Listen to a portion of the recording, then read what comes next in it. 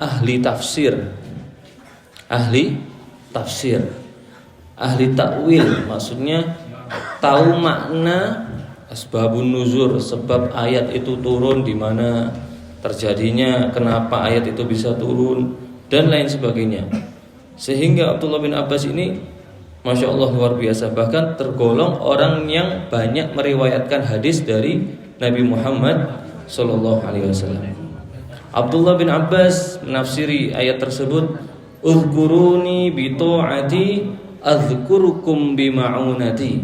Kata Abdullah bin Abbas, ingatlah, senantiasa ingatlah aku dengan bagaimana kita mengingat Allah Subhanahu wa taala. Kata Abdullah bin Abbas, itu bi ta'ati, dengan kita taat kepada Allah Subhanahu wa taala. Azkurukum bi ma'unati.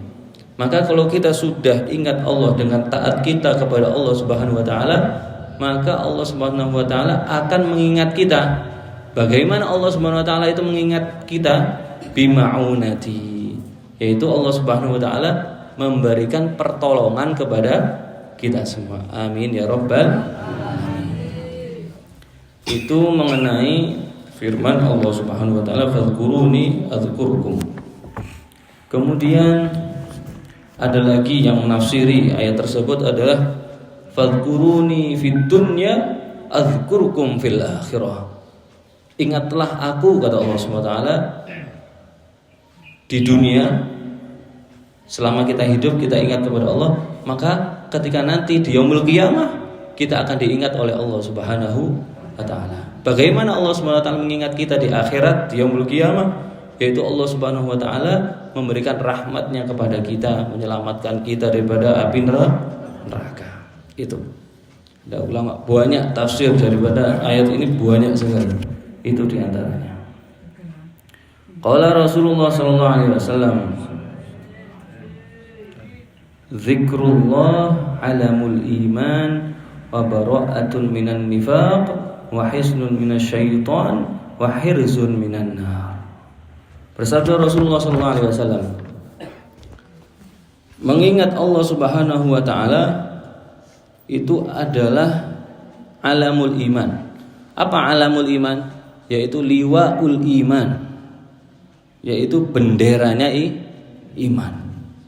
Wa bara'atun minan nifaq, zikir kepada Allah itu selain benderanya iman, dia itu juga apa? Bara'atun minan nifaq, maka sifat-sifat kemunafikan dia akan dihilangkan oleh Allah Subhanahu wa taala. Wa hisnun minasyaitan, dan zikir kepada Allah Subhanahu wa taala itu adalah benteng tameng daripada setan. Pernah diceritakan ada salah satu seseorang didatangi setan. Nanti aja ditugani setan, gendruwo. Ada seseorang didatangi setan. Ketika itu setan itu berbentuk postur tubuh gemuk sekali. Kata setan mriki ya, keceng kabeh iki. Gemuk sekali datang orang tersebut. Kemudian ketika mendatangi yang kedua kalinya, setan itu dalam keadaan kurus. Ditanya setan ini, lah, pertama engkau datang kepadaku dalam keadaan gemuk, lah kok datang kepadaku yang kedua kalinya kau dalam keadaan kurus, tidak gemuk seperti awal? Maka setan tadi menjawab, iblis tadi menjawab, tudzibuni bidzikrillah. Zikir kepada Allah itu menguruskan aku, kata setan. Nah, kalau jenengan mboten nate zikir ya setane lemu-lemu to jenengan iki. Nggih, nah itu. Itu di antara cerita sedikit tentang setan. Wa hirzun minan niran, dan zikir kepada Allah itu adalah penjagaan dari api neraka. Sayyidina Umar bin Khattab radhiyallahu anhu, salah satu khalifah Rasulullah sallallahu alaihi wasallam, yang keberapa Sayyidina Umar bin Khattab? Sayyidina Umar bin Khattab yang kedua. Yang pertama siapa? Sayyidina Abu Bakar As-Siddiq. Yang kedua Umar bin Khattab. Yang ketiga Utsman bin Affan. Yang keempat Ali bin Abi Thalib. Sayyidina Umar bin Khattab itu ketika berjalan itu saking takutnya setan dengan Sayyidina Umar itu, ketika Sayyidina Umar berjalan di suatu jalan itu kabur setan itu. Karena takut dengan Sayyidina Umar bin Khattab. Karena Sayyidina Umar bin Khattab itu karena banyaknya zikir kepada Allah Subhanahu wa taala sehingga sehingga setan mau mendekat itu takut. Seperti itu. Ngriya mboten nate disolawati, mboten nate diwaosaken Quran, mboten nate diwaosaken zikir nggih kata setan iki. Apalagi diri kita semua ini. Wa qala sallallahu alaihi wasallam afdhalul dzikri adz-dzikrul khafi. Kata Nabi Muhammad sallallahu alaihi wasallam, paling afdolnya zikir adalah zikir dengan sembunyi-sembunyi. Maksudnya bagaimana sembunyi-sembunyi? Di sini yang dimaksud adalah berkata Al-Imam Al-Munawi, yang mana beliau memaknai hadis tersebut, maksudnya zikir sembunyi-sembunyi itu gimana? Yaitu zikir dengan tadabbur, dengan khusyuk, dengan menyerapi apa yang dibacanya daripada zikir tersebut. Itu yang dimaksud zikir sembunyi itu. Wa qala sallallahu alaihi wasallam asyaddul a'mali thalathun. Amal yang paling berat, yang paling susah itu ada 3. Yang pertama, zikrullah ta'ala ala kulli halin, yaitu berzikir kepada Allah Subhanahu wa taala dalam semua keadaan. Baik susah zikir karena Gusti Allah, baik senang zikir karena Gusti Allah, baik sendiri, baik banyak orang, baik berjalan tidur, sender dan lain sebagainya. Itu zikir, senantiasa zikir kepada Allah Subhanahu wa taala. Kan paling berat nggih. Lek awak-awak ngeten iki lek mboten kempal kados ngeten nggih mboten zikir paling nggih, pinggirane masing-masing. Ya, itu. Nah, karena yang paling berat, amal yang paling berat diantaranya ada 3. Yang pertama adalah zikir kepada Allah dalam segala keadaan. Yang kedua, wa muwasatul akhi min malika, yaitu menolong saudaranya dengan hartamu. Iki biasanya abot nggih. Nggih apa nggih? Ibu-ibu, nggih. Lek kadung pas akeh utange niku badhe nulung abot nggih. Tasik mikir utang, waduh durung lunas utangku niki nggih. Badhe berdermawan kepada saudara ini berat ya, itu. Maka itu salah satu amalan yang paling berat. Wa insaful faqiril ba'isi min nafsik, yaitu menjadikan engkau termasuk golongan orang yang senantiasa khadiman, yaitu seorang yang senantiasa membantu kepada orang fakir yang dalam keadaan susah. Nah, ini. Kalau kita bisa melawan 3 hal ini, maka kita amal-amal kita akan yang lainnya itu akan mudah.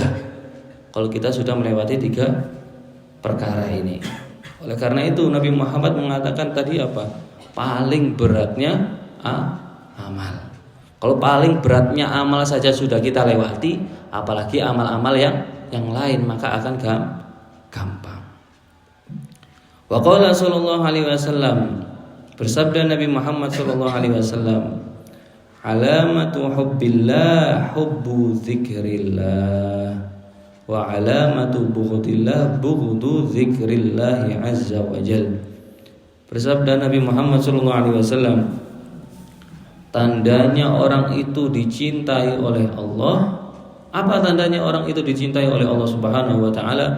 Yaitu cinta zikir kepada Allah Subhanahu wa taala. Kalau ada seseorang itu suka zikir, suka sholawat, suka tahlil dan lain sebagainya, berarti dia tergolong orang yang dicintai oleh Allah Subhanahu wa taala.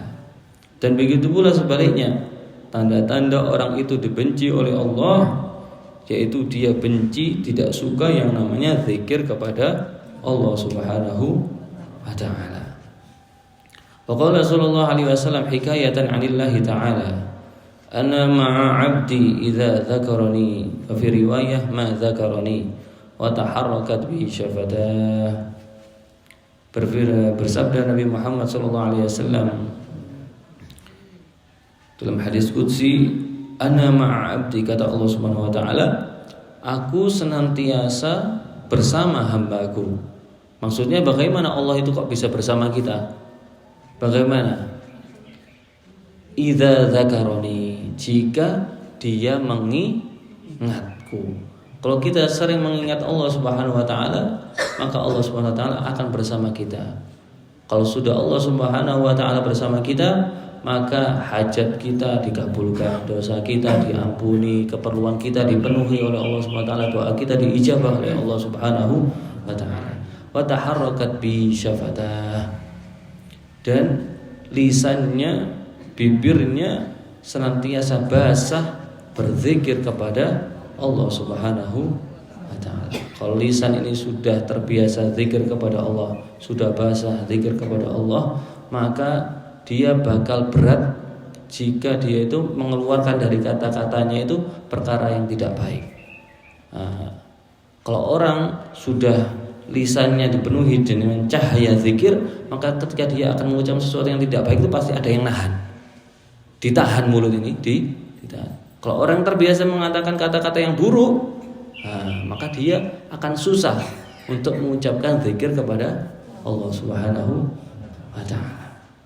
Wa qala sallallahu alaihi wasallam, zikrullah ta'ala bil ghadati wal 'ashyi afdalu min darbi suyuf fi sabilillah.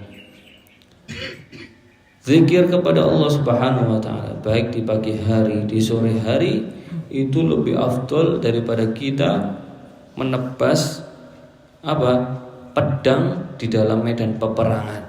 Menebas musuh dengan pedang itu lebih afdol. Zikir kepada Allah itu lebih afdol. Bahkan disebutkan dalam kitab Ihya Ulumuddin Imam Al-Ghazali, la zikrullahi azza wa jalla bil ghadati wal 'ashyi afdalu min hatmi suyuf fi sabilillah wa min i'ta'il mal suhhan. Zikir kepada Allah itu baik sore hari, pagi hari, lebih utama daripada kita menebas pedang kepada musuh di dalam medan peperangan, dan lebih afdol juga daripada kita memberikan harta sebanyak mungkin. Nah, ini luar biasanya zikir kepada Allah Subhanahu wa taala. Bahkan saya teringat Sayyidil Murabbi Syekh Muhammad bin Ali Ba'atiyah, guru saya, pernah mengatakan, orang yang meninggalkan maksiat karena Allah Subhanahu wa taala, dia juga tergolong orang yang zikir kepada Allah Subhanahu wa taala. Lah kok bisa?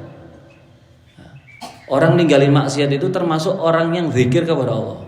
Bukannya zikir itu astagfirullah, zikir itu sallallahu alaihi Muhammad, la ilaha illallah. Lah kok bisa orang meninggalkan maksiat kok termasuk orang zikir kepada Allah? Kata beliau, arti zikir itu apa sih? Zikrullah. Apa arti zikir itu? Apa? Mengingat Allah Subhanahu wa taala. Zikrullah itu apa? Mengingat. Az-zikru yaitu mengingat. Zikrullah.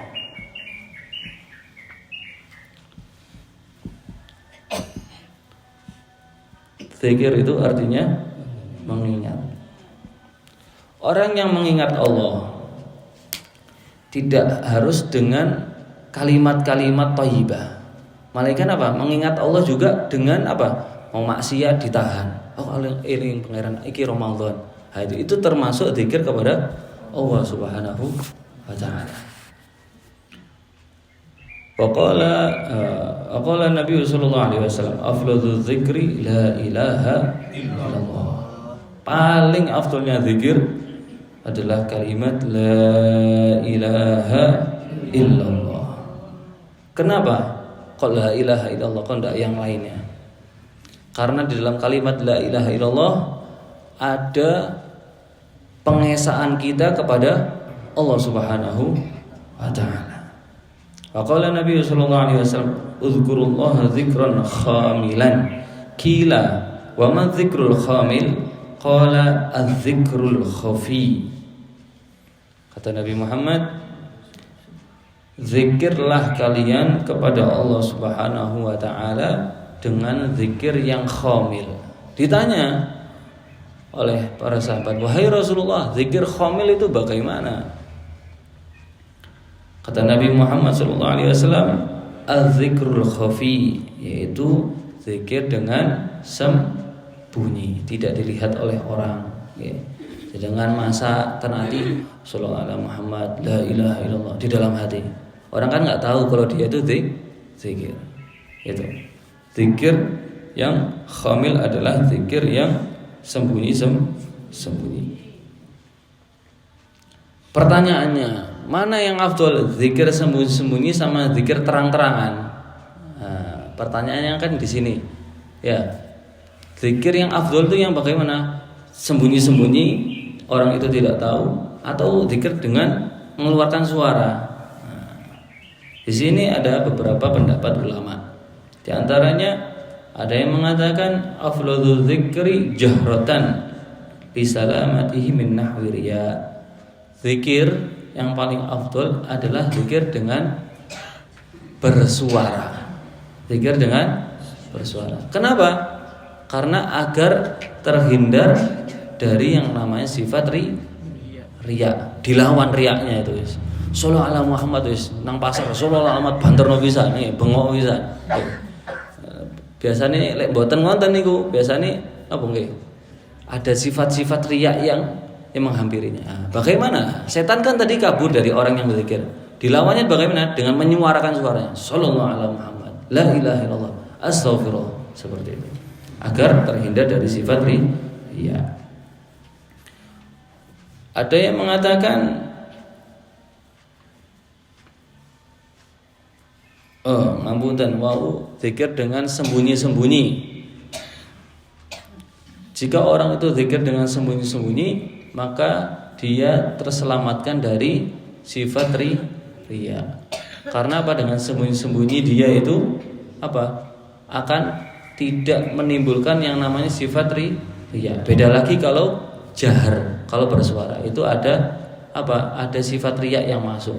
Cek dikandani wong iki ahli zikir, cek dikandani wong iki napa? Yang sing sregep sholawat. Karena apa?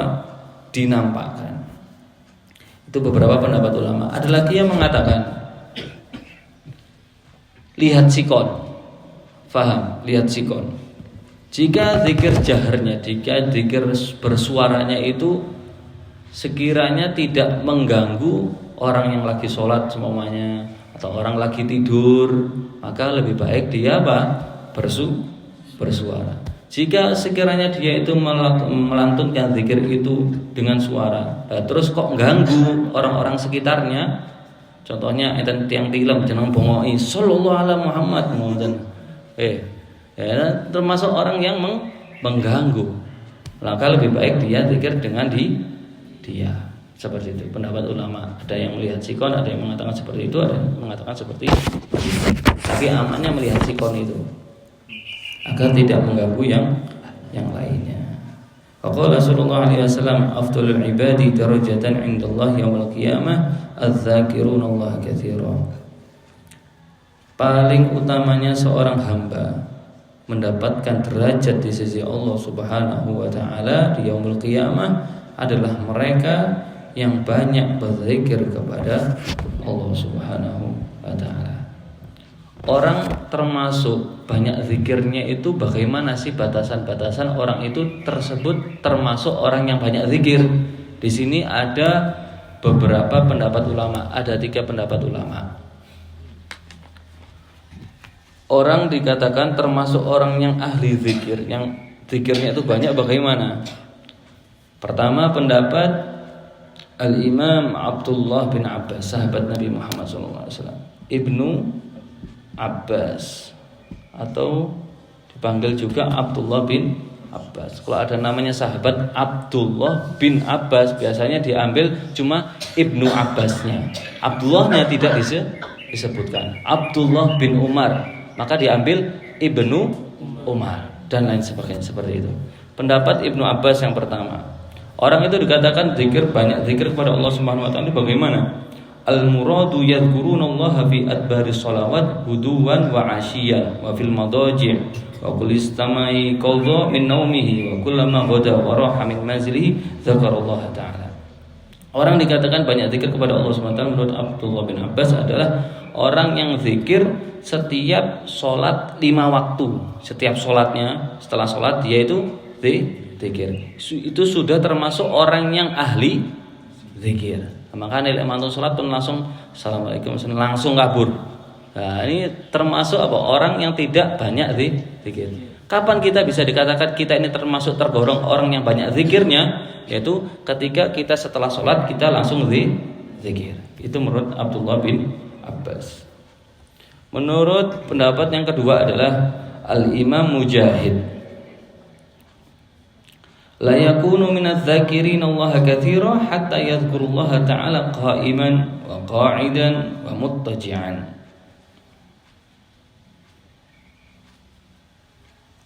Menurut Imam Mujahid, orang itu tergolong orang yang ahli zikir, banyak zikirnya kepada Allah adalah mereka yang zikir kepada Allah dalam keadaan berdiri zikir, tidur berzikir, duduk berzikir. Itu tergolong orang yang banyak ahli zikirnya.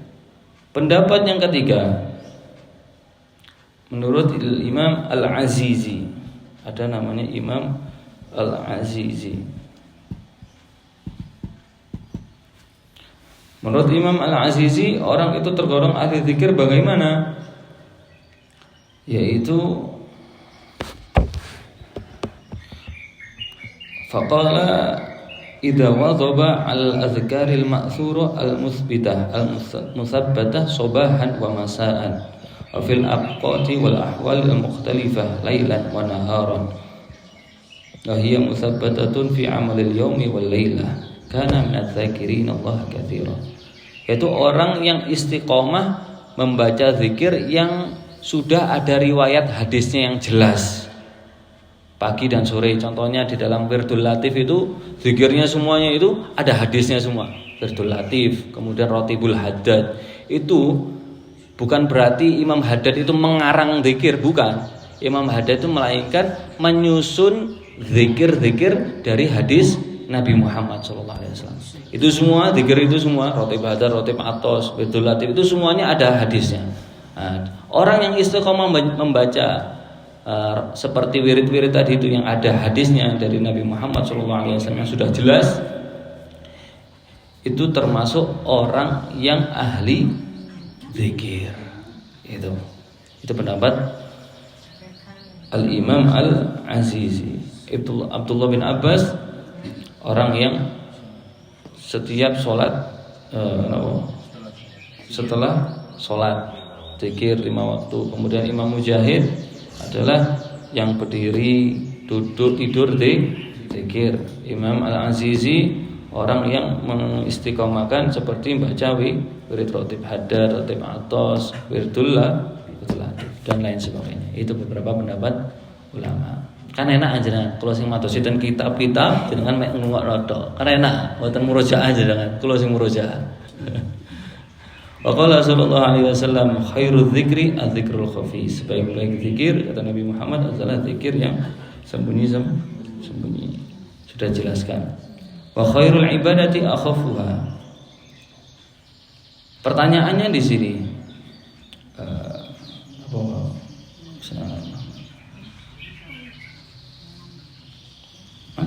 wa khairul ibadati akhafuha wa khairur rizqi ma yakfi. Sebaik-baik ibadah itu yang paling ringan dan dia istiqomah, kata Nabi Muhammad SAW. Wa khairur rizqi ma yukaffi, wa fi riwayah ma yakfi.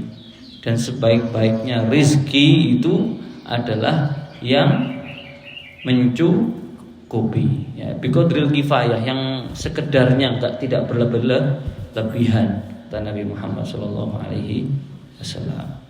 Itulah mengenai bab tentang zikir kepada Allah Subhanahu wa taala. Ada pertanyaan tentang zikir? Terus yang tangan, kalau paling 2 pertanyaan pun. Tangkat. Napa? Untuk puasa itu apa juga zikir? Orang berpuasa itu termasuk zikir enggak? Sudah saya jelaskan tadi. Napa? Orang yang meninggalkan maksiat itu termasuk orang yang zikir. Puasa ini kalau diniati dia itu bukan hanya untuk menahan makan dan puasa saja, menahan lapar dan dahaga saja, dan dia tapi niatnya melebihi dari itu apa? Niat meninggalkan maksiat, dia termasuk zikir kepada Allah SWT. Intinya orang yang mengingat Allah, menjauhi maksiat itu termasuk orang yang zikir kepada Allah. Karena makna zikir adalah mengingat Allah Subhanahu wa taala. Wallahu a'lam.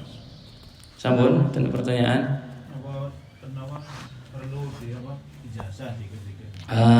Ini apakah zikir-zikir itu harus diijazahi? Yang afdol yang bagaimana?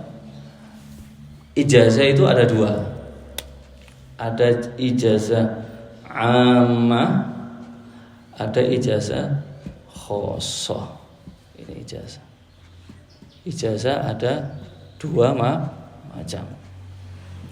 Ijazah ammah itu contohnya apa? Zikir yang ijazah ammah, Ratibul Haddad, Wirdul Latif, itu sifatnya umum. Kalau khusus, karena ada beberapa zikir itu saya pernah mendengarkan saya dapat ijazah dari guru saya, itu ada beberapa zikir kalau orang itu tidak bisa istiqomah bisa mati. Ada zikirnya. Itu guru kolon itu ngamalkan zikir itu. Jadi berat. Kalau nggak bisa mampu istiqomah, besoknya bisa mati. Purun aja dengan kula paringi. Berat, nggih. Itu ijazah khosoh itu. Tidak sembarangan orang yang bisa mampu, nggih.